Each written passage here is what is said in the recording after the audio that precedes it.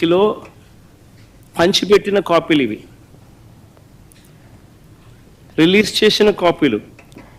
Second socio economic survey అంటే రెండో బడ్జెట్తో పాటు వీళ్ళు ప్రవేశపెట్టిన సోషో ఎకనామిక్ సర్వే, రెండో సోషో ఎకనామిక్ సర్వే 2024-25కి సంబంధించి.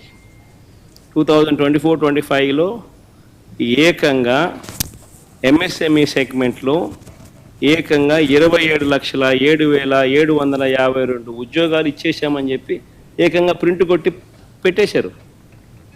అంటే ఇంత దారుణంగా నిరుద్యోగులను మోసం చేసే కార్యక్రమం. 3,000 రూపాయల నిరుద్యోగ భృతి ఒక వైపున ఇవ్వకుండా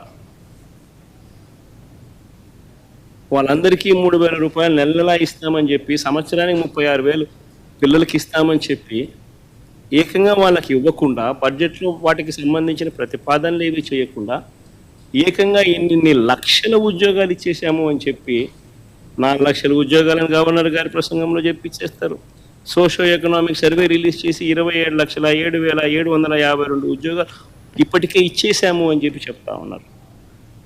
ఇంత దారుణంగా చంద్రబాబు నాయుడు అనే వ్యక్తి నిరుద్యోగులకు, మరి పిల్లలకు, ప్రతి ఒక్కరికి నేరుడు సంవత్సరం ప్రతి పిల్లాడికి 36,000 రూపాయలు ఇప్పటికే ఎగనామం పెట్టాడు, మోసం చేశాడు. ఈ సంవత్సరం బడ్జెట్లో కూడా మరో 36,000 పిల్లలకు మోసం చేసి ఎగనామం పెడతా ఉన్నాడు. అంటే పిల్లలకు ఇప్పటికే చంద్రబాబు నాయుడు 72,000 రూపాయలు ప్రతి పిల్లాడికి చంద్రబాబు నాయుడు మోసం, దగ, వంచన, బకాయిలు, అన్ని పదాలు పెట్టచ్చు ఇప్పటికీ చేసిన మోసాలు.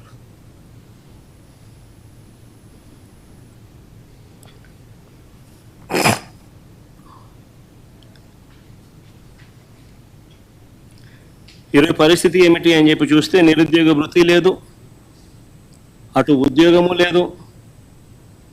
ఉన్న ఉద్యోగాలన్నింటినీ వర్షపెట్టి ఊడబెరికే కార్యక్రమం జరుగుతూ ఉన్నాయి. ఇవి కనిపిస్తూ ఉన్న సత్యాలు. అదే ఒకసారి గమనించినట్లయితే వైఎస్ఆర్సీపీ పాలనలు, మా పాలనలు ఎన్ని ఉద్యోగాలు ఇచ్చారు, ఎన్ని ఉద్యోగాలు వచ్చాయి అనేది ఒకసారి గమనించినట్లయితే కేవలం 4 నెలల కాలంలో వైఎస్ఆర్సీపీ ప్రభుత్వం 2019 జూన్లో ప్రమాణ స్వీకారం చేసాం. అక్టోబర్ కల్లా, గాంధీ జయంతి కల్లా ఏకంగా 130,000 ఉద్యోగాలు గ్రామ, వార్డు సచివాలయాలలో మన పిల్లలు పనిచేస్తూ కనిపించేట్టుగా చేశాం. 4 నెలల కాలంలోనే ఏకంగా మరో 2,66,000 వాలంటీర్ల ఉద్యోగాలు అక్టోబర్ 2 గాంధీ జయంతి నాటికి, అంటే మా ప్రభుత్వం ఏర్పడిన 4 నెలల కాలంలోనే రిక్రూట్ చేశాం. ఎవరు కాదనలేని సత్యాలు ఇవన్నీ. యాప్కాస్ ద్వారా మరో 1,00,000 ఉద్యోగాలు, యాప్కాస్ ద్వారా కరెక్ట్గా చెప్పాలంటే 96,000 ఉద్యోగాలు యాప్కాస్ ద్వారా కల్పించడం జరిగింది. యాప్కాస్లో పే స్లిప్పులతో సహా చెప్పగలుగుతాం ఎవరికి ఉద్యోగాలు ఇస్తున్నామని. నేను చెప్పిన ప్రతి నెంబరు కూడా పే స్లిప్స్తో సహా, ఆధార్ కార్డ్ నెంబర్తో సహా చెప్పగలుగుతాం. గ్రామ సచివాలయాల్లో పనిచేస్తా ఉన్న పిల్లలైతేనేమి, 130,000 పైచిలుకు పిల్లలైతేనేమి, 2,66,000 వాలంటీర్లు అయితేనేమి, యాప్కాస్లో పనిచేస్తా ఉన్న 96,000 మంది పిల్లలైతేనేమి, ఆర్టీసీ విలీనం ద్వారా 58,000 మంది ఆర్టీసీ ఎంప్లాయీస్కి రెగ్యులరైజ్ చేస్తూ వాళ్ళందరికీ తోడుగా ఉండే కార్యక్రమం అయితేనేమి,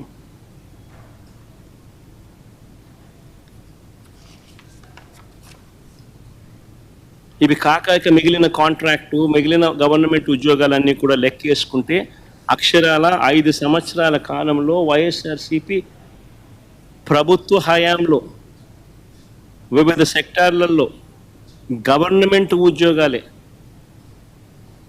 గవర్నమెంట్ ఉద్యోగాలు అని అంటే గవర్నమెంట్ ఉద్యోగాలు, అవుట్సోర్స్, అదేవిధంగా లార్జ్ అండ్ మెగా సెక్టార్లో వీళ్ళు ఇచ్చిన సోషో ఎకనామిక్ సర్వే రిపోర్ట్లు మొట్టమొదట బడ్జెట్ ప్రవేశపెట్టేటప్పుడు ఇది మా సోషియో ఎకనామిక్ సర్వే రిపోర్ట్ కాదు. వీళ్ళ గవర్నమెంట్ వచ్చిన తర్వాత వీళ్ళ మొట్టమొదటి బడ్జెట్ తో పాటు 2023-24 సంబంధించి వీళ్ళు ప్రవేశపెట్టిన సోషియో ఎకనామిక్ సర్వే. మేము చేసినది కాదు సోషియో ఎకనామిక్ సర్వే, వీళ్ళు ప్రవేశపెట్టిన సోషియో ఎకనామిక్ సర్వే. వీళ్ళ ప్రకారమే లార్జ్ అండ్ మెగా ఇండస్ట్రీస్ లో 102,000 ఉద్యోగాలు ఇవ్వడం జరిగింది. ఎంఎస్ఎంఈ సెక్టార్ లో ఈ వైఎస్ఆర్సీపీ హయాంలో 2019 నుంచి 2024 మధ్యలో ఏకంగా 32,79,970 ఉద్యోగాలు ఇచ్చారు.